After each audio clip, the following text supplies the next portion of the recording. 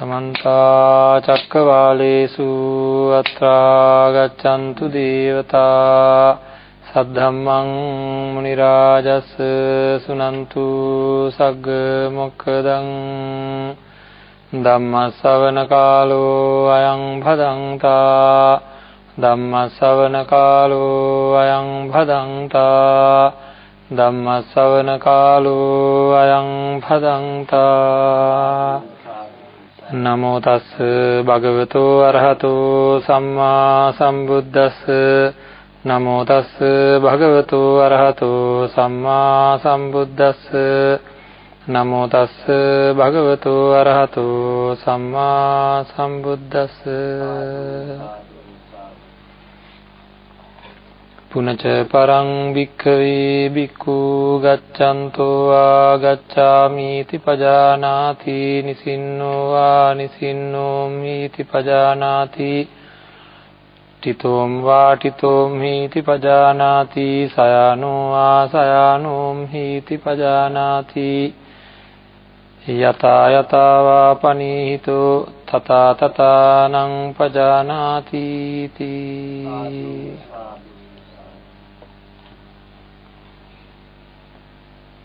සද්ධා බුද්ධ සම්පන්න පින්වත්නි සම්මා සම්බුදුරජාණන් වහන්සේ දේශනා කරපු ධර්මය අපේ ජීවිතයට එකතු කරගන්න ඕනේ අපේ චින්තනය වෙනස් කරගන්න ඕනේ අපේ චින්තනය අපේ සිතුවිලි අපිට මේ ලෝකයේ දැනෙන හැටි වැරදියට තිබුණොත් ඒ වැරදි බව නිවැරදි කරගන්න ඕනේ එහෙම නැත්නම් නැති දෙයක් තියෙනවා කියලා හිතාගෙන අපි ලොකු අපහසුතාවයන් වලටපත් වෙනවා.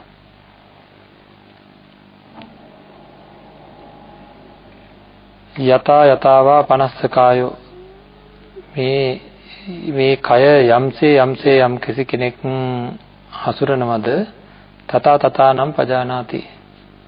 යතා යතාවා පනස්සකායෝ පනිහිතෝ හෝති තථා තථානම් පජානාති. කොහොමද යමෙක් ඇවිදින්නේ නම් ගච්ඡන්තෝ වා ගච්ඡන්තෝම් හිති පජානාති. තිතෝමා හිටගෙන ඉන්නවා නම් හිටගෙන ඉඳීයයි දැනගන්නවා. හිටගෙන ඉන්නවා කියලා දැනගන්නවා. නිසින්නෝ වා නිසින්නෝම් හිති පජානාති. ඉඳගෙන ඉන්නකොට ඒ ඉඳගෙන ඉඳීමේ යථාභූත ස්වરૂපයම දැනගන්නවා. මේක කියනකොට කෙනෙකුට හිතෙන්න පුළුවන් මොකද්ද මේ ආයෝග දැනගන්න දෙයක් හිටගෙන ඉන්නකොට හිටගෙන ඉන්නවා කියලා දන්නවා. ඉඳගෙන ඉන්නකොට ඉඳගෙන ඉන්නවා කියලා දන්නවා. මේකද මේ කාරණා මොකක්ද මේක අපි තේරුම් ගත යුතු දේ කියලා. පින්වත්නි අපි මම මගේ කියලා කතා කරනවා. අපිම කියනවා නේද සමහර අයට හරියට මමත්වයේ වැඩි කියලා. නේද? අපි එහෙම කියනවා නේද? එතකොට මම කියලා දැනෙනකොට අපි හැමෝටම මම කියලා දැනෙනවා. මම කියන වචනේ කියනකොට අපි ඔක්කොටම එකම විදිහට දැනෙන්නේ. අපි ඔක්කොම මම කියනවා. හරිද? එතකොට දැන් මට මම කියනකොට මාව දැනෙන ගතියක් තියෙනවා. මේ අත්තන්ටත් මම කියනකොට ඔය අත්තන්ටත් මම කියලා දැනෙනවද? අපි හිතන්නේ කොහොමද? මට මං ගැන දැනෙන විදිහටම තමයි එහා පැත්තටත් මං ගැන දැනෙන්නේ කියලා. ඒක හරියක්ද? ඒක හරියක්ද? නෑ වෙනස්. හරිද? එහෙනම් අපිට කවදාකවත් කෙනෙකුට මමත්වයේ වැඩි කියලා කියන්න වෙන්නේ. එයාගේ මමත්වයේ වැඩි. සමහර කෙනා එයාගේ ලොකුකම වැඩි. එයා ගැන හිතාගෙන ටික ලොකුවට. නේද? අහන්නේ මම කියන කෙනා ගැන එයා ලොකුවට හිතාගෙන ඉන්න කෙනෙක්. නේද? ඒක කාටද දන්නේ මම ගැන හරියටම දැනෙන්නේ. කොයි එක්කෙනාටද දන්නේ හරියටම දැනෙන්නේ. අපි ඔක්කොටම එක ශරීර තියෙන්නේ. හිත තියෙන්නේ. නේද? දුකටපත් වෙන ඒවා. ඒතර කාටද දන්නේ හරියටම දැනෙන්නේ. මම ඇවිදිනවා. මම කතා කරනවා. මම නිදිනවා. හරිද? අන්න ඒකත් එහෙමනම් එක එක්කෙනාට දැනෙන්නේ එක එක විදිහට වෙන්න ඕනේ නේද? නේද? එහෙනම් ඔය කිව්ව කතාවේ ලොකු අර්ථයක් තියෙනවද නැද්ද? ඇයි? නේද? බුදුරජාණන් වහන්සේ දේශනා කරනවා මේ භික්ෂුව කායානුපස්සීව වාසය කරන භික්ෂුව ඇවිදිනකොට ඇවිදින්නේ ඇයි යථාභූත ස්වરૂපයෙන්ම දැනගනි. සිටගෙන ඉන්නකොට සිටගෙන ඉන්නේ ඇයි යථාභූත ස්වરૂපයෙන්ම දැනගනි. හරිද? ඒ විදිහට ඉඳගෙන ඉන්නකොට නිදාගෙන ඉන්නකොට සතර ඉරියව්වේදී මෙයා යථාභූත ස්වરૂපයම දැනගෙනම ඉන්නවා අය. ඊට පස්සේ තියෙන කොහොමද තියජ්ජත්තං වා කායේ කායानुපස්සී. යාගේ කාය පිළිබඳ අජ්ජත්තික වූ තමාගේ කොටගත් කාය පිළිබඳ ඇත්ත විදිහටම දන්නවා අය. බහිද්ධා වා කායේ කායानुපස්සී. අනිත් ශරීරත් එහෙම ওই විදිහට. එහෙනම් මේකේ අපිට හිතන්න දෙයක් තියෙන්න ඕනේ. හිතන්න දෙයක් තියෙන්න ඕනේ. අපි ඊයේ දවසේ මේ පිළිබඳ පූර්ව විග්‍රහයක් කරගත්තා. නමුත් අපි ඒක ආයෙත් මතක් කරනවා. මොහොතකට හිතන්න ඇත්තටම මේ ජීවිතය ගත්තොත් එහෙම මේක මම ඇවිදගෙන යනවාද? දැන් මෙහෙම හිතන්නකො කෙනෙක් ඇවිදිනවා. කොහොමද ඇවිදින්නේ? කොහෙන්ද යාට ඇවිදින්න ඕන කියලා කියන ඇවිදින්න ඕන වැඩේ සිද්ධ වෙන්නේ කොහොමද කියලා අපි කවදාකවත් කල්පනා කරාද? නිකන් කල්පනා කරලා බලමු. මලමිනියකට පොළු පාරවල් අරගෙන ගිහලා දුන්නත් ඇවිදීද? මං කියන්නේ මැරිච්ච ගමන්ම මුකුත් වෙලා නැහැ. හරිද? තා තරුණ කෙනෙක් හදිස්සියෙ මැරෙනවා. මැරිච්ච ගමන්ම වුණත් ශරීරයේ ඔක්කොම තියෙන උණුසුමක් තියෙනවා. නේද? සිහි නැති වෙච්ච කෙනෙකුට පොළු පාරවල් ගිහලා දුන්නත් ඇවිදීද? දුවයිද? නැහැ. එහෙනම් ඇවිදින්න මොකක් හරි ඕනකමක් තියෙනවා. මොකක්ද ඕනේ ඇවිදින්න? ඇවිදින්න, කතා කරන්න, හිනහ වෙන්න, ඔක්කොම කරන්න අපේ හිතෙන් යම්කිසි නේද? අනකිරීමක් මේ ශරීරයට ඕනද නැද්ද? ශරීරයට අන කරන්නේ නැතුව හිතෙන් මේ ශරීරය කිසිම දෙයක් කරන්නේ නැහැ. අපි ඊයේ සාකච්ඡා කරා මේ ශරීරය බැකෝ යන්ත්‍රයක් වගේ කියලා. ඇයි? පාදාන්තේ ඉඳලා කේසමත් එක දක්වා මේ ශරීරය මෙලොවම දෙයක් දන්නේ නැහැ. නේද? තට්ටේ දන්නේ නැහැ තට්ටේ උඩ කොණ්ඩයක් තියෙනවා කියලා. කොණ්ඩේ දන්නේ නැහැ කොණ්ඩේට යටින් තට්ටයක් තියෙනවා කියලා. එතකොට මම කණ්ඩ ගියාම මගේ අත දන්නේ නැහැ බත් අනනවා කියලා. දත් දන්නේ නැහැ බත් හැපුවා කියලා. මේ ශරීරයේ කිසිම දෙයක් දන්නේ නැහැ. දැන් මේ වෙලාවේ ආමාශයේ තියෙන උදි ලොකු ආහාර තියෙනවා. ආමාශය දන්නවද? නේද? කොච්චරක් උරා ගන්නද කොච්චරක් පිට කරන්නද කියලා එහෙම කවුරුවත් අපි පණිවිඩයක් දුන්නද ආමාශයට? නැහැ. අඩුම ගානේ හුස්ම ගන්න එකවත් අපි දන්නේ නැහැ. ඒක වෙලා. නේද? එතකොට මේ ශරීරයේ ක්‍රියාකාරීත්වය මේ ශරීරයේ සියලු දේ කිසිම විදියකින් නාමික මං අහවලාගේ ඇහැ මං අහවලාගේ කන නියෝජනය කරමින් ඉන්නේ මං අහවලාගේ මුහුණ නියෝජනය කරමින් ඉන්නහම කියලා එහෙම දන්නවද? ඒකින්ද මේ ශරීරයේ වශයෙන් ගත්තොත් නිස්සත්තයි නිජීවයි ආත්මීය වශයෙන් ශුන්‍යයි කියලා දේශනාවේ සඳහන් වෙන්නේ ඒකයි. හරිද? එතකොට මේ ශරීරයට මම කී හිටියා නේද? මේ ශරීරයට අපි මම කී ඉන්නව නේද? මම කියලා. අන්න බලන්න ඔය ටික දැනගත්තාම ඔය ශරීරය ගැන තියෙන මම කියන හැඟීම අයින් වෙනවද නැද්ද? නේද? අන්න බලන්න ඒක එක එක්කෙනාට මම කියන එක එක විදිහ වෙන්නේ කියලා මම කිව්වේ. ආයෙ මොනවද මේ ශරීරයේ තියෙන්නේ? ශරීරයේ තියෙන මේ කිසිම දෙයක් දන්නේ නැහනේ. තව තියෙනවා වේදනාව කියලා જાතියක්. නේද? වේදනාව කියන්නේ මොනවද? සැප වේදනා, දුක් වේදනා, දුක්ඛ සුඛ වේදනා. ඉතින් මේක හැදෙනවා. වෙලාවකට දුක් වේදනා හැදෙනවා, ශාරීරිකවත් හැදෙනවා, මානසිකවත් හැදෙනවා. නේද? ඒ එක ශරීරයේ ඇතින දුක් වේදනාවක්වත් සැප වේදනාවක්වත් මේ මගෙන් අවසර අරගෙන එහෙමද හැදෙන්නේ? පොඩක් ඉන්න දැන් මම ඔයාලට සැප වේදනාව දෙන්නයි යන්නේ මේ අද හැන්දෑවේ නේද? දැන් කරන්ට් එක යනකොට නම් කියනවා අද හැන්දෑවේ මේ වෙලාවේ ඉඳන් නැහැ කියලා යන්තම් දැනුම් දීමක් තියෙනවා. දැන් අපිට දැනුම් දීමක් එහෙම තියෙනවා අද හැන්දෑවේ 8 ඉඳන් හෙට උදේ 6 වෙනකන් දත් කැක්කුමක් එවන්නයි යන්නේ නේද? ලෑස්ති වෙලා ඉන්න කියලා එහෙම මොකුත් තියනවද? කොයි වෙලාවෙ එනවද දන්නේ නැහැ කොයි වෙලාවෙ යනවත් දන්නේ නැහැ ඕන වෙලාවට නවත්තන්නත් බෑ නේද? මට ඕන වෙලාවට ගෙන්න ගන්නත් බෑ මොකක්වත් කරන්න බෑ. ඉතින් මේ පිළිබඳව අපි බොහෝ විස්තර කතා කරලා තියෙනවා. නමුත් එහෙමනම් වේදනාව කියලා ගත්තොත් මේ ශරීරයේ හැදෙන ඒ වේදනාවට මම කියලා කියන්න පුළුවන්. මගේ කියන්න පුළුවන්. බෑ ඒක මගේ වැඩක් නෙවෙයි. මේ ශරීරයේ ක්‍රියාකාරීත්වය ආරම්භ බලන්නකෝ. උස තීරණය කරේ මන්ද? මිටි තීරණය කරේ මන්ද? මහද තීරණය කරේ මන්ද? කෙට්ටු තීරණය කරේ මන්ද? සුදු කළු තීරණය කරේ මමද? වයසට යන එක තීරණය කරන්නේ මන්ද? නෑ හම්බෙච්ච එකේ ඉන්න වෙලා තියෙන්නේ. ඒක සැරෙන් සැරේ මට ඕන විදිහට වෙනස් වෙන්නේ. නෑ මේක මහා විකාර ගතියක් තියෙන්නේ. ඒ එන විදිහට බාර ගන්න වෙලා. ඒවා හරියට බලහත්කාරකම් වගේ. දැන් ඔය ඉඳගෙන හිටියට නේද? වේදනාව ඇති වෙන වෙලාවකට ඒවා බලහත්කාරකම් වගේ. කොච්චර අකමැති වුණත් වෙලාවකට නේද අසනීප හැදෙනවා බලහත්කාරකම් වගේ. කොච්චර අකමැති වුණත් උස යන වෙලාවකට බලහත්කාරකමින් උස යන්නේ නේද? කොච්චර දැඟලුවත් උස යන්නේ නැහැ වෙලාවකට බලහත්කාරකමින් ඉන්නව නේද? උසයන්ට දෙන්නේ නැහැ. ඉතින් මේවා එකක්වත් අපේ වැඩ නෙවෙයි. මේක තේරුම් ගත්තේ නැති අපි මේ ශරීර විතරක් නෙවෙයි පින්වත්නි අනුන්ගේ ශරීර ගැනත් අපිට මොකද හිතන්නේ? අපි අපේ ශරීරය ගැන විතරක් නෙවෙයි අනුන්ගේ ශරීර ගැනත් කියනවා ඒවා මගේ කියලා. මේකවත් මගේ කරගන්න බැරුව අනුන්ගේ ශරීරය මගේ කරගන්නේ කොහොමද? ඉතින් වැරදිලාද නැද්ද? නේද? වේදනාත් එහෙමයි. සංඥාත් එහෙමයි. ආදරය ආදී සංස්කාරයන් ඒවත් එහෙමයි. හරි. එතකොට හිතේ ඇතිවන සැකසීම් තියෙනවා. ඒවට කියන සංස්කාරයන් කියලා. චේතනාවල් තියෙනවා. හරි. ඔන්න ඔය චේතනාවල් අනුව නේද මට යන්න හිතුනොත් මං යනවා. හරිද? මේක තේරුම් කරගන්න හොඳ උදාහරණයක් තියෙනවා. හිත අනුව තමයි මේ ශරීරය වැඩ කරන්නේ කියලා. පාන්දර 4ට නැගිටින්නම් කියලා කොහොම හරි නැගිටිනවා කියලා එලාම් එකක් තියාගෙන බුදිය ගන්නවා. දැන් ඇහැරිලා ඇඳේ එලාම් එක වදිනවා. දැන් මට නැගිටින්න ඕනේ. ඉතින් ඇයි නිදාගත්තේ නැගිටින්න කියලානේ. නැගිටිනවද? දැන් තමයි නියමම අංශභාග රෝගියා වගේ ඉඳ වෙලා තියෙන්නේ. ඇයි? නැගිටින්න උවමනාව තියෙනවා. නැගිටින්න බෑ. උවමනාව තියෙනවා මට. නමුත් නැගිටින්න බෑ. මේ හිත අදින්නේ කොහෙටද? තව ඉන්නවා ඇඳේ කියලා නේද? නැගිටින්න උවමනාව තිබ්බට නැගිට ගන්න බැරුව ඉන්නවා. එතකොට මට දැනෙනවා ඇඳේ සර්පෙක් ඉන්නවා වගේ කියලා. දැන් නැගිටින්න බෑ කී හිටියේ මම පයින්නවද නැද්ද? ඒ පැන්නේ කොහමද? හිතේ ඇතිවෙච්ච බය නේද? එහෙනම් හිතේ ඇතිවෙන හැඟීමක් ඒ බය කියන්නේ. හිතේ ඇතිවෙන වේගයක් ඒක. ආන්ගේ වේගය විසීමාව පැන්නුවද නැද්ද? ඒක මගේ වැඩක්ද? නෑ. කවුරුහරි ඉස්සරහා දොර ළඟට ඇවිල්ලා ගෙදර මට බැනගෙන යනවා.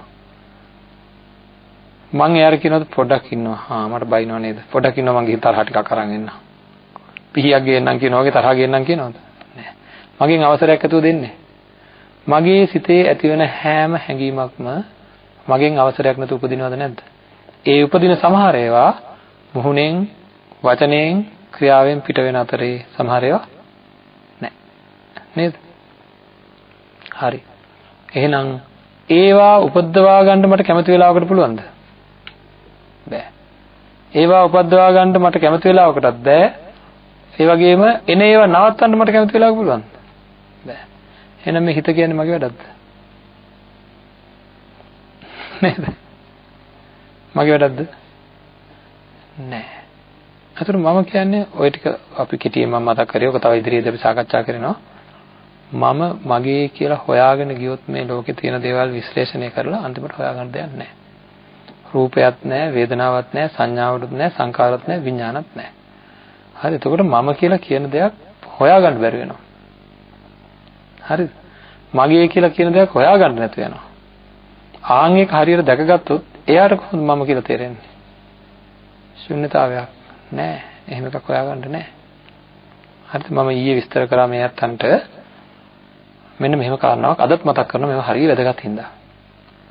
අපේ අම්මලා එහෙම කියනවා ලොකු පුතා මට ගොඩක් ආදරේ, පොඩි පුතා ටිකයි ආදරේ. නේද? එහෙම කිය ආදරේ මයින්වද නැද්ද අපි? ඕක මයින්නේ මොකෙන්ද දන්නේ? කෙනෙක් වැඩියෙන් ආදරේ, අඩුවෙන් ආදරේ කියලා දැනගන්නේ කොහොමද? එයාගේ ක්‍රියාවෙන් සහ වචන වලින්. වෙන ක්‍රමයක් තියෙනවද? නැහැ. නේද? අපි කියනවා හවලා මට ගොඩක් ආදරේ මෙහෙමයි කියලා. ක්‍රියාවෙන් සහ වචන වලින් අපි යාගේ හැඟීම මයින්නවා. නේද? මට යම් හැඟීමක් ඇවිල්ලා මම කාගේ හරි කට අත දෙනවා. එතකොට ඒ පැත්තෙනුත් මගේ කට අත තිබ්බොත් මම කියනවා මට සමානම හැඟීමක් ඒ පැත්තෙත් ඉපදිලා කියලා. ඒක හරියද නැහැ. නේද? බලන්න මේක හොඳට තේරුම් ගන්න පුළුවන් අපිට. දැන් ක්‍රියාවෙන් වචනෙන් හැඟීම මනින්නේ. මම කියනවා මෙතනින් අපි ඔක්කොම එකතු වෙලා එකම කායික ඉරියව්වෙන් ඉඳගෙන එකම විදිහට ඉඳගමු. හරිද? එකම වචන පාවිච්චි කරගෙන එකම තාලයකට බුදුන් වඳිමු කියලා. දැන් අපේ කයවලුත් එක ඉරියව්වේ වචන එකම විදිහ. හැඟීම වෙනස්ද නැද්ද? එහෙනම් අපි මයින්ඩ් ගන්න මින්ම වැරදිලාද නැද්ද? අපි කෙනෙක්ගේ හැසිරීම දැකලා කතාව දැකලා අපි කියනවා යාගේ හැඟීම මෙහෙමයි කියලා. ඒක අනුමානයි. නේද? ඒක අන්ධයි. ඒක වැරදීමක්. ඒකින්ද පස්සේ අපි කියනවා කොහොමද ඉතින් හිතපු හැටියට නේද? හිටපු හැටියට කොහොමද කවුද හිතුවේ මෙහෙම කෙනෙක් කියලා. හරි. අන්න බලන්න අපිට මේ ලෝකේ අන්ධකාරයේ ජීවත් වෙනවා වගේ අපි. කොහොම හරි කරලා කාගේ හරි හිතක් හොයාගත්තා කියන්නකො. ඒකත් මොකද දවසින් දවස වෙන්නේ? වෙනස් වෙනවද නැද්ද? ඒවත් වෙනස් වෙනවා. දැන් තේරෙනවද මේක මහා පැටලිච්ච ජීවිතයක් කියලා? නේද? අන්න ඒක සඳහා බුදුරජාණන් වහන්සේ අපිට දේශනා කරන තමන් හොයාගන්න. මං ඇවිදින්නේ කොහොමද? මං ඇවිදින්නේ ඇයි? හරිද? මේ ඇවිදීම කියන එක මොකක්ද? ඇවිදීම කියන ක්‍රියාවලිය සිද්ධ වෙන්නේ කොහොමද? යම් කිසි බලයක් නැත්තම් මේ ගුරුත්වයේ අභිභවා කිසිම දෙයකට උඩට එන්න බෑ. නේද? ගුරුත්වාකර්ෂණයට වැඩිය බලයක් ඕනේ. මේ නිකම් වෙන්නේ කොහොමද? මේ අත මේ උඩට එන්නේ කොහොමද? නේද? මේක විතරක් නෙවෙයි බැකෝ යන්ත්‍රයක අතකුත් උඩට එනවා. ඒක නම් උඩට එන්නේ කොහොමද? අර ක්‍රියා කරවන්නාගේ අර නේද හයිඩ්‍රොලික් වලින් එන පීඩනය අඩු වැඩි වීම වෙලා. නේද? මේකත් එහෙමයි. මේකත් පීඩනය අඩු වැඩි වීම වෙලා ඉන්නේ. මේ අංගපසංගයන් අංගමංග සාරිනෝ වාතය කියලා කියන වායු පීඩනයක එහැ මෙහෙවීමක් හින්දා තමයි මේ අත ඉස්සෙන්නේ. හරි? ඒ වායුව උපදින්නේ හිතින්ද. හරිද? අන්නේ හිතින්ද උපදින මේ වායුවට කියනවා චිත්තකිරිය වායෝ ධාතුව කියලා. එතකොට මගේ සියලු වැඩ සිතෙන් උපදින්නේ. හරිද? සිතෙන් අනක් නැත්තම් මම ඇවිදින්නේ නැහැ. සිතෙන් අනක් නැත්තම් මම කතා කරන්නේ නැහැ. සිතෙන් අනක් නැත්තම් මම ක්‍රියා කරන්නේ නැහැ. උයන්නේ නැහැ. දඟලන්නේ නැහැ. කතා කරන්නේ නැහැ. සිතෙන් අනක් නැත්තම්. හරිද? එහෙම නේද? අර ඇඳෙන් නැගිටින්න බෑ මං කිව්වේ. නේද? එහෙනම් සිතෙන් අනක් ඕනේ. එහෙනම් මම කියලා මම ගන්නෙ මගේ කියලා ගන්නෙ මේ සිතේ වැඩේ. දැන් ආයෙ මතක් වෙනවා සිත වැඩ කරන්නේ මට ඕන හැටිද? නෑ. එහෙනම් මේක මොකද්ද? සිත ක්‍රියාත්මක වෙන්නේ කොහොමද? මං කවුරු හරි දේශපාලඥයෙක්ගේ නමක් කියනවා. එක්කෙනෙකුට ප්‍රියභාවයක් සිතේ උපදින අතර වාරේ තව කෙනෙකුට අප්‍රියභාවයක් උපදිනවා. ඇයි ඒ? අපි ඒවා හෙව්වේ නැහැ. ඇයි ඒ? එයාගේ අතීත දැනුම අනුවද නැද්ද? නේද? ඒ එක්කෙනෙක් දන්නේ මම කියපු නමට අනුව කරපු වැරදිම නම් එයා දන්නේ. එයාට හරියට තරහ යනවා. එයා දන්න ටික එච්චරයි. නේද? තව කෙනෙක් දන්නේ අරයා කරපු හොඳම නම් එයාට බොහොම ප්‍රසාදයක් ඇති වෙනවා. දෙන්නර දෙකක්. හැබැයි ඔගේ කෝක හරි අත්තක් තියෙන්න ඕනේ නැද්ද? නේද? ඔය දෙකම එක්ක වැරදි වෙන්න ඕනේ. එක්ක දෙකෙන් එකක් හරි වෙන්න ඕනේ. කෝකද දන්නේ හරි. මට උපදින සිතුවිල්ල ගැන මට වළංගු සහතිකයක් දෙන්න පුළුවන්ද හරි කියලා. දැන් මම මේ කියපු ටික අහපුවා. නේද? Tamanට උපදින සිතුවිල්ල ගැන වළංගු සහතිකයක් දෙන්න පුළුවන්ද හරියටම හරි සිතුවිලි මට තමයි උපදින්නේ කියලා. නමුත් අපේ වැඩ කොහොමද? වැඩ කරන්න ගියාම කොහොමද? සමාජ ජීවත් වෙන්න, ගෙදර ජීවත් වෙන්න ගියාම කොහොමද? අම්මා ඉදිරියේ, තාත්තා ඉදිරියේ, සහෝදරයෝ ඉදිරියේ, දරුවෝ ඉදිරියේ කොහොමද හැදරීම? අපි මොකද කියන්නේ සාමාන්‍යයෙන්? මං කියන එකට විරුද්ධව යන්න මං කියන එක තමයි හරි. මේ ලෝකයේ මිනිස්සු මල පොරයක්. ඇයි? හැමෝටම හිතෙන්නේ කොහොමද? මං හරි කියලා. ඉතින් හොඳට වරද්ද ගන්නවා. වැරද්ද ගත්තට වැරදුන්නේ නැහැ වගේ ඉන්නවා. හරිද? ඊයේ හැන්දෑවේ හරි කියලා හිතපු දේවල් අද උදේ වෙනකොට සමහරවිට අපිටම තේරෙන්නේ නැද්ද වැරදිද කියලා? නේද? ඒ වුණාට අපි මොකද කියන්නේ? ඒක පෙන්වන්න යනවද? නැහැ ඉන්නවා. ඒ තරම් ඉක්මනට මේකේ හරි වැරදි වෙනස් වෙනවා. ඇත්ත වෙනස් වෙනවා. අන්න බලන්න එහෙනම් අපිට ඇති වෙන සිතුවිලි කොච්චරවත් වෙනස්. එහෙනම් මේ කායානුපස්සීව වාසය කරන කෙනා ඇවිදිනකොට දන්නව කොහොමද ඇවිදින්නේ කියලා. මේ කකුල උස්සනකොට යාට සිහියක් තියෙනවා පින්නත් නේ. මේ හිතේ උපදිච්ච හැඟීමක් හින්දා මේ අත ඉස්සුනාය කියලා සිහියක් තියෙනවා. අසිහියෙන් උස්සන්නෙම නැහැ. මේ අපි කතා කරන්නේ බොහෝම පුහුණු කරපු යෝගියෙක් ගැන. කවදා හරි සංසාර ජීවිතේ මේ වැරදිච්ච දේවල් නිවැරදි වෙන්න ඕනේ. අපි වැරදිලා මොකද කරන්නේ? ලොකු මුලාවක වැටිලා අහවල් සත්වයා, අහවල් පුද්ගලයා, අහවලාගේ වැඩය, අහවලාගේ ක්‍රියාය කියලා හරි පොර අල්ලන ජීවිතයකට වැටලා ඉන්නේ. හරි? ගහ ගන්න යනවා. බැන ගන්න යනවා. මරා ගන්න යනවා. ඊර්ෂ්‍යාකම් කරනවා, ක්‍රෝධකම් කරනවා, වෛරකම් කරනවා, රිදවනවා, රවට්ටනවා. මේ ඔක්කොම අපි ගැන දන්නේ නැති හින්දා. හරිද? වෙන කෙනෙක් එහෙම කරනකොට අපිට හරියට රිදෙනවා. හරියට රිදෙන්නේ ඇයි? එයා ඒක කරනවාය කියන අදහසින්ද. හරිද? දැන් ඔය ඔක්කොම තීරණ ටිකත් එක්ක මේ කතා කරපු දේවලුත් එක්ක කෙනෙක් අම්මා මරුවා කියලා හිතන්න. හරි? කෙනෙක් මව් මරපු කෙනෙක් ගැන මං හොයලා බැලුවා. හොයලා බලුවම එයා තමන්ගේ අම්මානේ තාත්තා මරපු කෙනෙක් ගැන. එයා මේ තාත්තාව මරන්නේ හැමදාම හැන්දෑවට බීගෙන ඇවිල්ලා අම්මට ගහන තාත්තා හින්දා. එක දවසක් මැරෙන්නම ගහන්න යනවා දැකලා මැරෙන්නම ගහයි කියලා බයට ළඟ තිබ්බ පොල්ලක් අරගෙන ඔලුවට පාරක් ගහනකොට තාත්තා මැරෙනවා. මං අහනවා මේ නැත්තන්ගේ. එවැනි පරිසරයක එවැනි පීඩනයකට ලක් වුණොත් අපිත් ඔය දේ කරනවද නැද්ද? කරන මට්ටමකටපත් වෙනවද නැද්ද? පත් වෙන්න තියෙන ඉඩකඩ තියෙනවද නැද්ද? හොඳට තරහ ගිය වෙලාවක් මතක කරන්න හොඳට තරහ ගිය වෙලාවක්. සර්පයා පයින්නා වගේ පැන්න වෙලාවල් මතක නැද්ද? නේද? එහා පැත්තෙන් වචන කියනකොට මේ පැත්තෙන් පැන්න හැටි හොඳට මතක කරගන්න ඕනේ නේද? එහා පැත්තෙන් එකක් කියනකොට මේ පැත්තෙන් 10ක් විතර කියලා නේද? කියන එකට කියලා නේද? එනවා බලන්න මමත් බලා ගන්නම් කියලා නේද? එහෙම මහා මතක් වෙනකොට ලැජ්ජා හිතෙන වැඩ වෙලා නැද්ද? මතක් කරනකොටත් මහා ලැජ්ජා හිතෙන වැඩ සිද්ධ වෙලා තියෙනවා අපි අතින්. ඒ මොකද?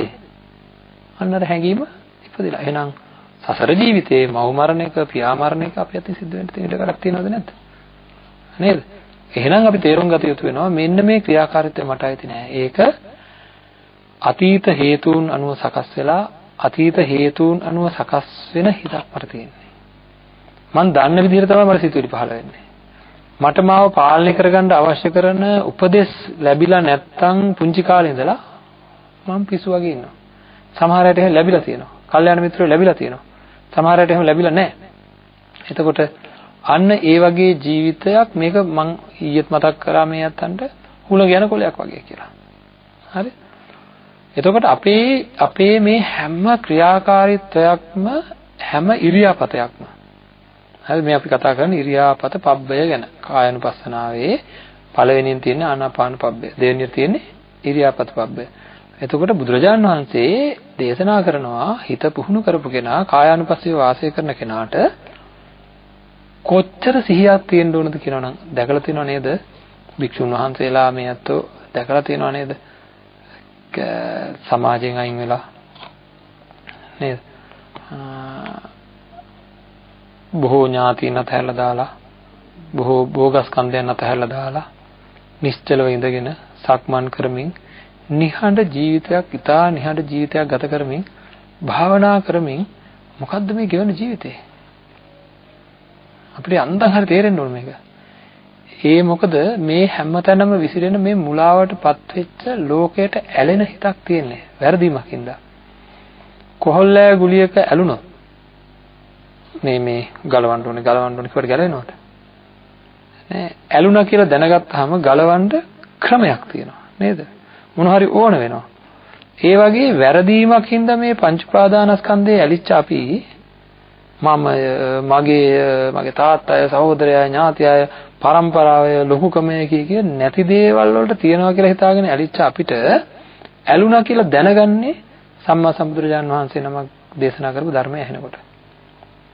ඒ දැනගන්නව විතරයි. හරිද? එතකම දන්නේවත් නැහැ පිස්සුම තමයි. හරි තනි කරම පිස්සු වගේ ජීවත් වෙනවා. පස්සේ දැනගන්නවා හැබැයි. දැනගත්ත ගමන් හරියනවද? නැහැ. දැනගෙන තියෙද්දිත් ඇලෙනවා. දැනගෙන තියෙද්දිත් රැවටෙනවා. එහෙනම් අන්න ඒ හිත සකස් කරන්න මේ ඇලිච්ච ඇලිල්ල ගලවන්න කියලා පුහුණු කරන්න ඕන. ආන් එහෙම පුහුණු කරන්න දැනගත්ත අය සංසාරෙම ඇලුනා. අම්මා දරුවා හොයනවා, එළදෙනවා වහපැටියා හොයනවා. දරුවා අම්මාව හොයනවා, වහපැටියා එළදෙනවා හොයනවා. නේද? ඒ වගේ හැම තැනකම තියෙන මේ ඇලීම් සහගත ගැටීම් සහගත මේ තියෙන අතුලාන්ත සකස් කිරීමට අහුවෙච්ච අපි සැඩපහරකට අහු වුණා වගේ එදා වේලට හැම තැනම දුවනවා ගිනි අරන් දුවනවා වගේ. කෝ මගේ මේවා, කෝ මට මේවා, කෝ මේ දේවල් නේද? ඔහෙන් ඉන්නෝ මෙහෙන් එහෙම නෙවෙයි ඉතින් කතාව නේද? නේද? ඉතින් එහෙම කරගෙන කහගෙන මරාගෙන දුවලා ලෝකයට පොරකන මිනිසුන් අභියස සාන්ත වූ භික්ෂුන් වහන්සේ කායානුපස්සීව තමන්ව ගවේෂණය කරනවා. හරිද? ඒ ගවේෂණය කරන භික්ෂුන් වහන්සේගේ තියෙන ලක්ෂණයක් තමයි මේ දේශනා කරන්නේ. භාවනානුයෝගීව වාසය කරන භික්ෂුන් වහන්සේ තමන්ගේ මේ අත උස්සනකොට හරිද?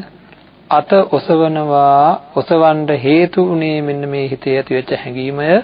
ඒ හැඟීම හේතු වෙලා මේක ඉස්සුනාය කියන එක දැනගෙනම ඔසවනවා. හරිද? ඇවිදිනකොට දැනගෙනම ඇවිදිනවා. ඒ සිහියෙන්ම ඇවිදිනවා. ඒ සිහියෙන්ම වාසය කරනවා.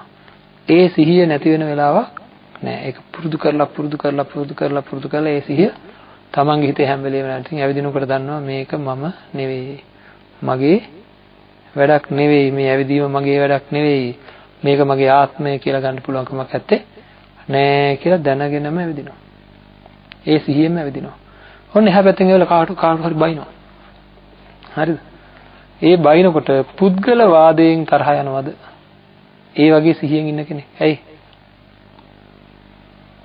මේ බලන්න මම මේක උදාහරණයකින් කියන්නම්. කාගේ හරි මූණක ලොකු තුවාලයක් ඇවිල්ලා. අපි දන්න කෙනෙක්ගේ කියලා හිතන්න.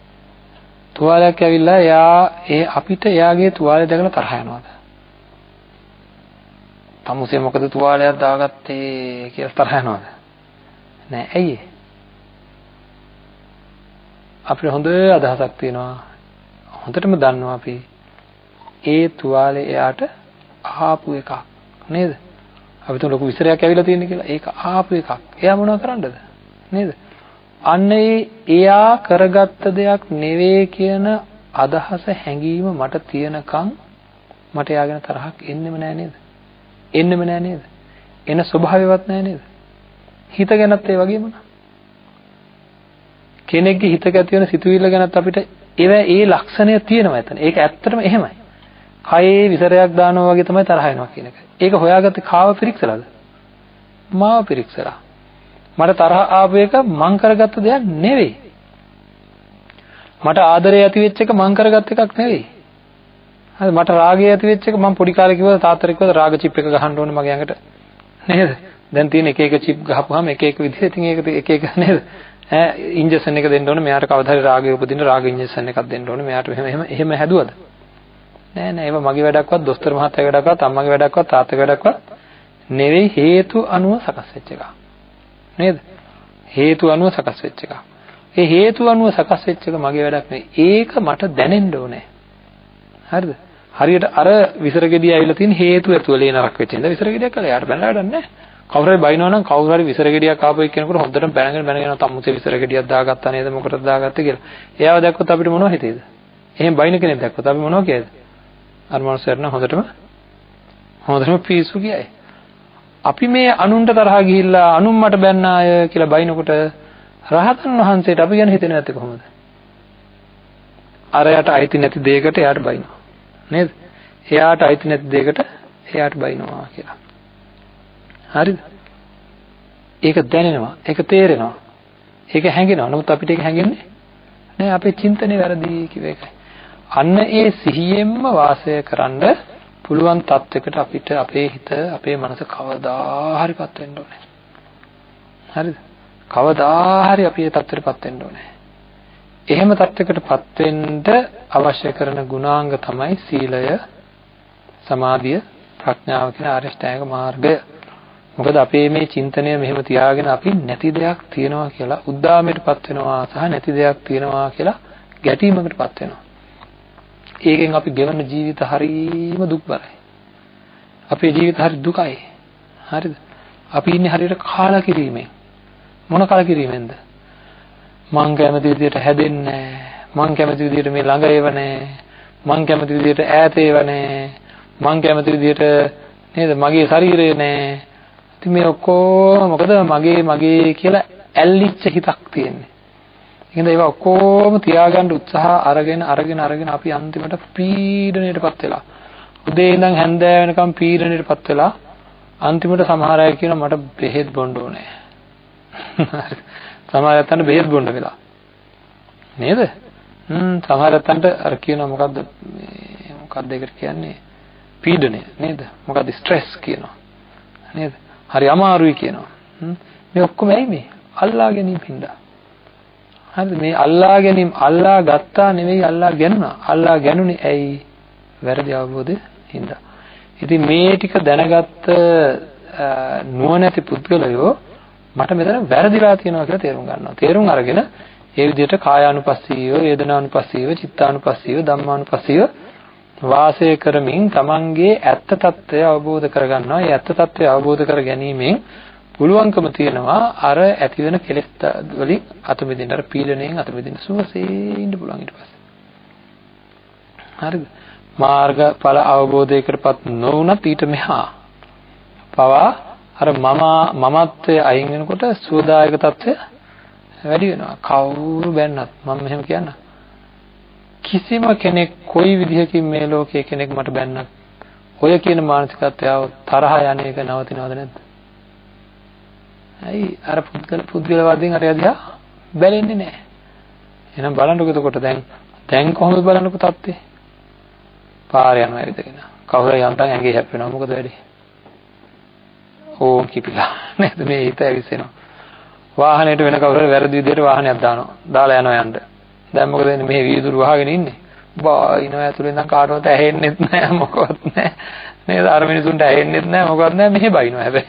තනියම පුපුරනවා. අපිව පුපුරනවා. හරිද? මේ ලෝකේ ඇවිදගෙන යන අපි හරිය අමාරුවෙන් ජීවත් වෙන්නේ. මොකද අපිව පුපුරනවා සැරෙන් සැරේ. හිත පේන්න තිබ්බනම් එහෙන් පුපුරන පිපිරිල්ල නේද? හරිය අහිංසකයි අසරණයි. හරි මම හැමදාම මතක් කරන්නේ තරහ යන අය, කේන්ති යන අය, ක්‍රෝධයෙන් වැඩ කරන අය, හරිද? අර මෑසොත් එක්ක තරහ යන අයට. හරිද? ඔක්කොම කරනකොට මෑසෙක් ඇවිල්ලා වහනවා ඕන්න. ඒ විතරක් නෙවෙයි ඒ ඔක්කොමත් කරගෙන යන්න කකුල අදිනවා ගලක. හරිද? ඉතින් අනේ මන්ද හම්බෙච්ච ජීවිතේ පුදුම වදයක් විඳින්නේ ඇයි? මේක පුපුරන පොඩ්ඩක් තා. හරිද? പ്രേත වස්තු විමාන වස්තුවේ තියෙනවා කෝප භූතය කියලා කෙනෙක්. මතක තියාගන්න. කෝප භූතය කියන්නේ එක භූතේ.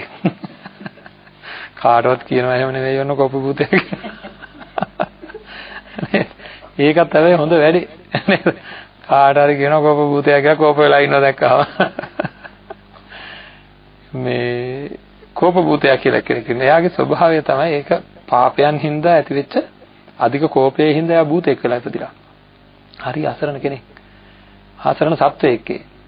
ඒ මොකද එයාගේ ශරීරය අරගෙන එයාගේ ශරීරය සාමාන්‍ය විදිහට තියෙනවා. හැබැයි ඒ මනසට තරහක් ආවොත් ඒ ශරීරය පුපුරනවා, පැලෙනවා. හරිද? පැලිලා ඒ പ്രേත ශරීරය පැලිලා ඉතින් ගලනවා. හරියට රිදෙනවා. ඉතින් එයා පරිස්සමෙන් ඉන්නකොට ඔන්න එයා මේ කොහේත් තැනක වදිනවා. වදිනකොට යාට තරහ යනවා. තරහ යනකොට අර පුපුරන්න පටන් ගන්නවා. මට වෙලාවකට හිතෙනවා අපේ හිතුත් එහෙමයි කියලා. නේද? කෝප භූතයාගේ නම් ශරීරය අපේ සිත අපිත් කියනවා නේද? ඒකට පුපුර පුපුරනවා කියලා කියනවා. නේද? ඉතින් මේ පිපිරි ඉන්න ජීවිතය සුවදායක තත්ත්වයට පත් කරන්න කවදාකවත් අපි මේ කියන ලෝකේ හදලා බෑ. ලෝකේ හදලා තරහ අයින් කරන් ඉන්න අපි ආන් එක අතාරින්න ඕන ඉස්සෙල්ලාම. හරි අමාරුයි මේ වැඩේ ඉස්සෙල්ලාම. නමුත් හැම වෙලේම අපිට තරහක් එහෙම ඇති වෙනකොට හිතන්න ඕන විදිහක් තියෙනවා. හිතෙන්න ඕන විදිහක් තියෙනවා. අඩුම තරමේ. කවුරු හරි මට බැන්නා. මට හොඳටම තරහ ගියා. දැන් මං කියන්නේ මොකද්ද? අහවලා බැන්න හින්දා තමයි මට තරහ ගියේ. ඒක විතරද හේතුව? අපි හිතන්නේ ඒක විතරයි කියලා. අහවලාගේ වැරද්ද තමයි මට තරහ යන්නේ. අහවලා හින්දා මං දුකෙන් ඉන්නේ. ඔහොම කී මේ සමාජයේ ඉන්න අපි කියනවා. නමුත් ඒකට තව එකක් එකතු වෙන්න ඕනේ නේද? බැනප එකත් එක හේතුවක් තමයි නැතුව නෙවෙයි. තව ලොකු හේතුවක් තියෙනවා මොකද්ද? තරහ යන જાතියේ හිතක් මම අරගෙන ආවා. මේක නිවැරදි කරේ නෑ. එහෙනම් කාගේද වැරද්ද? නේද? කාගේද වැරද්ද? ඉරෙන જાතියේ මල්ලක් අරගෙන ගිහිල්ලා බඩු ගොඩක් දැම්මොත් ඉරෙනවා. ඉතින් ඒක ඉරෙන જાතියේ මල්ලක්. නේද? සද්ද ඇහෙන මලු අරගෙන එන්න එපා කියනවා මම භාවනා කරන්න යද්දි. හරිද? අරන් ආව සද්ද ඇහෙනවා. ඒකේ ස්වභාවය එහෙමයි. ඒ වගේ තරහ යන જાතියේ හිතක්. අන්න ඒ තරහ යන ස්වභාවය අයින් කරගන්න ඕනේ. ඊර්ෂ්‍යා, ක්‍රෝධ, වෛර, මාන්න ඇති වෙන ස්වභාවය මේ මුලාවෙන් සම්පූර්ණයෙන් අයින් වෙලා හැම නිමේෂයකම දැනි හිටියොත් මේක හේතු අනුව සකස් වෙන හිතක් හින්දා එහාට මෙහාට දඟලන ශරීරයක් කියලා දැඟලෙන එහා පැත්තෙත් එහෙමයි කියලා. එහා පැත්තේ කිසිදු ක්‍රියාවක් මගේ පැත්තට උපාදානයේ විදිහට එයිද? එන්නේ නැහැ. නේද? තණ්හාවක් එයිද? නෑ. මාන්නයක් එයිද? එන්නේ නැහැ. තණ්හා දෘෂ්ටි මාන්නෙන් ලෝකය අල්ලන්නේ නැහැ. එතකොට අපේ හිත ඔක දැනගෙන ඉන්නකොට, ඒ සිහිය හදාගෙන ඉන්නකොට, ඒ සිහියෙන්ම අපි යම් විදියකින් අපේ සිහියෙන් ඔය සිහිය වර්ධනය කරන්න හොඳට සමාදන් වෙලා සිල් රකින්න ඕනේ. ඉන්ද්‍රිය සංවර කරගන්න ඕනේ. ආහාරය පාලනය කරගන්න ඕනේ. බුදුරජාණන් වහන්සේ දේශනා කළ තියෙන ආකාරයට තමන්ගේ අවබෝධය වර්ධනය කරගන්න ඕනේ, කල්යාණ මිත්‍රව ආශ්‍රය කරන්න ඕනේ. මේ විදිහට පරිස්සමෙන් හැම පැත්තකින්ම හිත ආරක්ෂා කරගෙන ඉදිරියට අරගෙන ගියොත් ඒ වගේ මානසිකත්වයකට අපිට යන්න පුළුවන්. හරි? එවැනි මානසිකත්වයකට ගිහිල්ලා කුමන මානසිකත්වයක්ද? හැම ඉරියව්වක්ම හේතු අනුව සකස් වෙන බව. ඒක මට අයිති නැති බව. හරි? ආන්නේ එහෙම තත්වයකින් එහෙම තත්වයකටපත් වෙන්න අපේ මේ මානසිකාරයට පුළුවන්. හරිද? අපිට ලැබිලා තියෙන මේ මානසිකාරය ක්‍රමානුකූලව පුහුණු කරොත් එවැනි උතුම් තත්වයකටපත් වෙන්න පුළුවන්.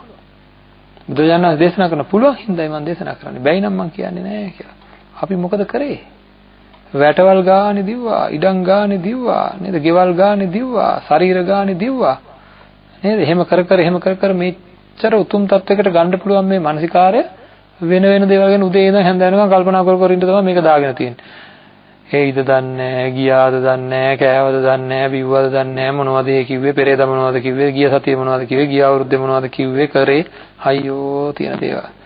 මැරිච්ච 100ගේ වංශේ ඉඳන් අරගෙන ඇවිල්ලා නේද 100ට ඕන විදිහට මං ඉන්න ඕනේ නේද? අපේ પરම්පරාව මෙහෙමයි, අපේ தත්ත්වය මෙහෙමයි.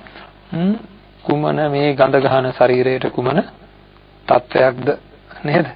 කුමන தත්ත්වයක්ද මේක දැනගෙන ඒවා ඔක්කොගින්ම බැහැර වෙලා සුවදායකව Tamanට වාසය කරන්න අවශ්‍ය කරන මානසිකත්වය හදාගන්න ඕනේ. දැනට උපාදානයේ වෙච්ච පිරිසක් ඉන්නවා අපිට. දැනට උපාදානයේ වෙච්ච අය ගැන එයාලා හෙල්ලුනොත් දුකයි. නේද? එයාලට මොන හරි කරදරයක් වුණොත් දුක. මේ ලෝකේ ඉන්න ඔක්කොටම කරදරයක් වුණාම දුක් ඇති වෙනවද? නෑ. නේද? විශේෂයෙන් අල්ලගත්ත ශරීර වර්ගයක් තියෙනවා. එයාලත් එක්ක තමයි රණ්ඩු අල්ලන්නෙත් ඔය කිව්වට. නේද? පොඩ්ඩක් නැත්තම් රණ්ඩු අල්ල ගන්නවා. පොඩ්ඩක් නැත්තම් එයාලත් එක්ක තමයි මේ පොඩි කෝටි 700ක් විතර සෙනග ඉන්න මේ ලෝකේ දෙන්නේ 3 දෙනෙක් අල්ලන් ඉන්නේ. හැම කෙනාම දෙන්නේ 3 දෙනෙක් අල්ලගෙන එන්නේ නිකන් සෙල්ලම් බඩු වගේ. නේද? මං සෙල්ලම් කරන සෙල්ලම් බඩු. හරි ඒවත් එක තමයි සෙල්ලම. රණ්ඩු වෙනවා, ආයාලු වෙනවා, ගහ ගන්නවා, බැන ගන්නවා, ආදරය කරනවා. හරිද? නොයේකුත් දේවල් ඉතින්. අන්තිමට කෑ ගහනවා මිනි පෙට්ටියට දාලා. හරිද? දැන් අද ඉඳන් මට සෙල්ලම් බඩු නෑ කියලා කෑ ගහනවා. හරිද? ඉතින් ඒ වගේ මේ විකාර ගතිය හින්දා හරියට දුක් විඳිනවා. හරිද? හරියට දුක් විඳින ගතිය තියෙනවා. ඉතින් මෙන්න මේ අල්ලගත්තු උපාදානයන් මගේ කියලා ගන්න පුළුවන් කියලා හිතිච්ච හින්දායි එහෙම උනේ. ඒකයි ඇල්ලුනේ. මගේ කියලා ගන්න බෑ. එයාලටවත් ඒවා අයිති නෑ. කොයි වෙලාවෙ හරි මේක දරදඬු වෙලා නේද? පෙට්ටියක දාලා විසි කරන්න වෙන ස්වභාවය දැනටත් එයාලටවත් ඒක අයිති නෑ කියන සිහියෙන් වාසය කරනකොට ටික අර උපාදාන මට්ටම අයින් වෙනවා. එක දේවල් තියෙන උපාදාන අයින්. ඒක විතරක් නෙවෙයි. කවුරු හරි ලොකු ආදරයක් අරන් ඇවිල්ලා දැන් ওই මානසිකත්වයෙන් ඉන්න කෙනෙකුට කියනවා මම මැරෙනකන් ආදරෙන් ඉන්නවා. හරිද? කාට හරි කියන ඇවිල්ලා එවැනි මානසිකත්වයක කියනවා මගේ ආදරය වෙනස් වෙන්නේ නැහැ. හරිද? ඉතින් දැනෙන්නේවත් නැහැ. හොඳයි ඉන්න පුළුවන් නම් ඉන්න නේද? පුළුවන් ඉන්න. දැන් නම් කොහොමද කවුරු හරි එහෙම ආදරයක් අරන් ආවොත් එහෙම. හොප්පී එහෙමද කවුද හිතුවේ හොඳයි කියලා අරක වැළඳගෙන නේද? ඒක අල්ලගෙන කවද මට දෙයියන්ගෙන් හම්බෙච්ච එක මගේ වාසනාවට හම්බෙච්ච එක කියලා අර කවදාකවත් තියාගන්න බැරි එකක් වැළඳ ගන්නවා හිතෙන් නේද? වැරදි අවබෝධයක්. ඒකින්ද ඊට පස්සේ තින් වෙනස් වෙනකොට මොකද වෙන්නේ? පොඩ මාරාන්තික විප්ලවය ඊට පස්සේ තමයි තියෙන්නේ. නේද? ඇයි? එහා පැත්තටවත් බැරි හින්දා. ඉතින් එහෙනම් ලෝකේ අලු තියෙන දේවල් උපාදානය වෙන්නෙත් නෑ. වෙච්ච වැරදි ඔක්කොම Tamanට විනිවිද පේන්න පටන් ගන්නවා එතකොට. ලැජ්ජා හිතෙනවා. ආවල් දවසේ මං අහවලාට බැන්නනේ. හරිද? ඒ මොකද මම බැනලා තියෙන්නේ? වැරදිලා බැනලා තියෙන්නේ. කාගේ වැරද්දද? මට වැරදි දැකීම හින්දායි මම බැනලා තියෙන්නේ කියලා මේ සියලු දේ නිදහස් වෙනවා. අතීතයේ තිබ්බ උපාදාන වලින් හිත නිදහස් වෙන අතරේ අලුතෙන් උපාදාන ඇති වෙන්නේ නැහැ. මෙවැනි කාලයකට දැනෙන විදිහක් ගැන බුදුරජාණන් වහන්සේ මෙන්න මෙහෙම දේශනා කරලා තියෙනවා. උදාහරණයකින් කරුවලේ වලකට වැටෙනවා අපි. ඝන කරුවලේ වලකට වැටෙනවා. ආන්ගේ වලට වැටෙනකොට අපි ඉතින් දැන් වැටිගෙන යනකොට නිකන් ඉඳිය බයයිනේ. කොහොම හරි එහාට මෙහාට ආනකොට ලොකු වැලක් තිබිලා එල්ලෙනවා. හරි ඝන කරුවලේ ගමනක් යනකොට වලකට වැටලා දැන් වැලක ඉල්ලිලා ඉන්නේ. දැන් අත් රිදෙනවා, කකුල් රිදෙනවා, හරි අමාරුවෙන් ඉන්නේ. එල්ලිලා ඉන්නේ හරි අමාරුවෙන්. හරි එළි වෙනවා දැන්. හරි එළි වෙලා බලන පල්ලෙහා. අඩියයි තව වැටෙන්න තිබිලා තියෙන්නේ. එතකොට මොනවද හිතේද?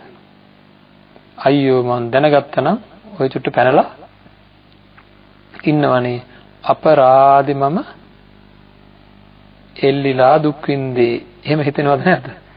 නේද? අඩියයි නම් වැටෙන තිබ්බ ඉතින් පැනලා ඉන්න තිබ්බනේ. එතකොට මොකද්ද මෙයාට හිතෙන්නේ? අපරාධි මං එල්ලිලා ඉඳලා දුක් විඳේ. අපරාධි මං එල්ලිලා ඉඳලා දුක් විඳේ. අපරාධි මං එල්ලිලා ඉඳලා දුක් විඳේ කියලා හිතෙනවද නැද්ද? ආන් ඒ වගේ තමයි. ධර්මය අවබෝධ වෙනකොට තේරෙනකොට පින්නත් තේරෙනවා අපරාධි මම මේ එල්ලිලා හිටියේ. එක එක්කෙනාගේ ශරීරවල එක එක්කෙනාගේ හිතවල එල්ලිලා හිටිය අපරාධේ.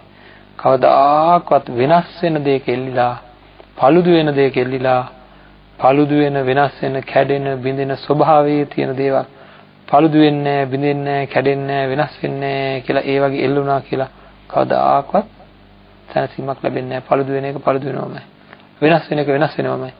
මේ ලෝකෙ කිසි කෙනෙකුට කාගේවත් හිතක් එක දිගට තියෙන විදිහට නවත්තන්න පුළුවන් කමක් නැත්තේ නැහැ.